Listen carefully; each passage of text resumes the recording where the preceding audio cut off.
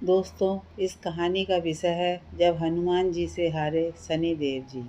शनि के नाम से ही हर व्यक्ति डरने लगता है। शनि की दशा एक बार शुरू हो जाए तो 7.5 साल बाद ही पीछा छोड़ती है। लेकिन हनुमान भक्तों को शनि से डरने की तनिक भी ज़रूरत नहीं है। शनि ने हनुमान को भी डराना चाहा, लेकिन मुँह की खानी पड़ी। तो आइए जानें कैसे। महान पराक्रमी हनुमान अमर हैं। पवन पुत्र हनुमान रघुकुल के कुमारों के कहने से प्रतिदिन अपनी आत्मकथा का कोई भाग सुनाया करते थे।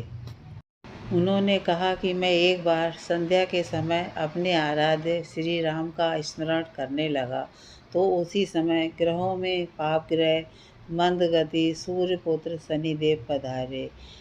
एक अत्यंत कृष्ण वर्ण के भीषणाकार थे। वह अपना सिर प्रायः झुकाए रखते हैं। जिस पर अपनी दृष्टि डालते हैं वह अवश्य नष्ट हो जाता है। शनिदेव हनुमान के बाहुबल और पराक्रम को नहीं जानते थे। हनुमान ने उन्हें लंका में 10 ग्रीव के बंधन से मुक्त करा दिया था। वह हनुमान जी से विनयपूर्वक किंतु कर्कश स्वर में बोले, हनुमान जी, मैं आपको सावधान करने आया हूँ। त्रेता की बात दूसरी थी, अब कलयुग प्रारंभ हो गया है। भगवान वासुदेव ने जिस क्षण अपनी अवतार लीला का समापन किया उसी क्षण से पृथ्वी पर कली का प्रभुत्व हो गया। ये कलयुग है। इस युग में आपका शरीर दुर्बल और मेरा बहुत बलिष्ठ हो गया है। अब आप पर मेरी 7.5 की दशा प्रभावी हो गई है। मैं आपके शरीर पर आ रहा हूँ। शनिदेव को इस बात का तनिक भी ज्ञान नहीं था कि रघुनाथ के चरणाश्रितों पर काल का प्रभाव नहीं पड़ता है। करुणा निधान जिनके हृदय में एक क्षण को भी आ जाते हैं, काल की कला वहाँ सर्वथा निष्प्रभावी हो जाती है। प्रारब्ध के विधान वहाँ प्रवृत्तिहीन हो जाते हैं। सर्व समर्थ पर ब्रह्म के सेवकों का नियंत्रण संचालन पोषण प्रभु ही करते हैं। उनके सेवकों की ओर दृष्टि उठाने का साहस कोई असुर करे तो स्वयं अनिष्ट भाजन होता है। शनिदेव के अग्रज यमराज भी प्रभु के भक्त की ओर देखने का साहस नहीं कर पाते हैं। हनुमान जी ने शनिदेव को समझाने का प्रयत्न किया कि आप कहीं अन्यत्र जाएं। ग्रहों का प्रभाव पृथ्वी के मरणशील प्राणियों पर भी पड़ता है। मुझे अपने आराध्य का स्मरण करने दें। मेरे शरीर में श्री रघुनाथ जी के अतिरिक्त दूसरे किसी को स्थान नहीं मिल सकता। लेकिन शनिदेव को इससे संतोष नहीं मिला। वह बोले, मैं सृष्टिकर्ता के विधान से विवश हूँ। आप पृथ्वी पर रहते हैं, अतः आप मेरे प्रभुत्व क्षेत्र से बाहर नहीं हैं।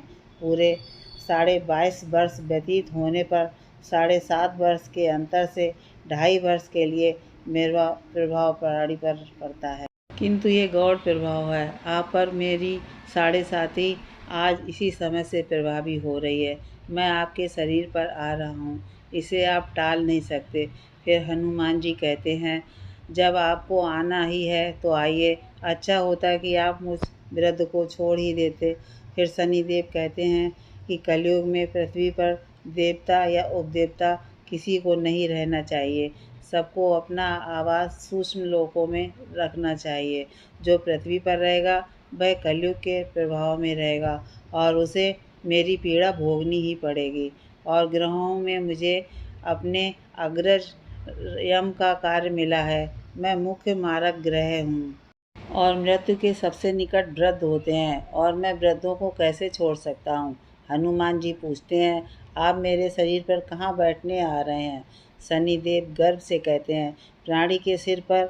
मैं 2.5 वर्ष प्राणी के सिर पर रहकर उसकी बुद्धि विचलित बनाए रखता हूँ। मध्य के 2.5 वर्ष उसके उदर में स्थित रहकर उसके शरीर को अस्वस्थ बनाता हूँ। वह अंतिम 2.5 वर्ष पैरों में रहकर उसे भटकाता हूँ। फिर शनिदेव हनुमान जी के मस्तक पर आ बैठते हैं। तो हनुमान जी के सिर पर खाज हुई। इसे मिटाने के लिए हनुमान जी ने बड़ा पर्वत उठाकर सिर पर रख लिया। शनिदेव चिल्लाते हैं, ये क्या कर रहे हो आप। फिर हनुमान जी कहते हैं, जैसे आप सृष्टिकर्ता के विधान से विवश हैं, वैसे ही मैं भी अपने स्वभाव से विवश हूँ। मेरे मस्तक पर खाज मिटाने का यही उपचार पद्धति है और आप अपना कार्य करें और मैं अपना कार्य। ऐसा कहते ही हनुमान जी ने दूसरा पर्वत उठाकर सिर पर रख लिया। इस पर शनिदेव कहते हैं, आप इन्हें उतारिए, मैं संधि करने को तैयार हूँ। उनके इतना कहते ही हनुमान जी ने तीसरा पर्वत उठाकर सिर पर रख लिया तो शनिदेव चिल्लाकर कहते हैं, मैं अब आपके समीप नहीं आऊँगा। फिर भी हनुमान जी नहीं माने और चौथा पर्वत उठाकर सिर पर रख लिया। शनिदेव फिर चिल्लाते हैं, पवन कुमार त्राहिमाम त्राहिमाम, रामदूत आंजनेयाय नमः, मैं उसको भी पीड़ित नहीं करूँगा जो आपका स्मरण करेगा। मुझे उतर जाने का अवसर दें। हनुमान जी कहते हैं, बहुत शीघ्रता की आपने, अभी तो पाँचवा पर्वत बाकी है। और इतने में ही शनि हनुमान के पैरों में गिर गए और कहा, मैं सदैव आपको दिए वचनों का स्मरण रखूँगा।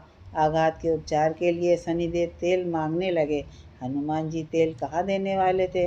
वहीं शनिदेव आज भी तेल दान से संतुष्ट होते हैं।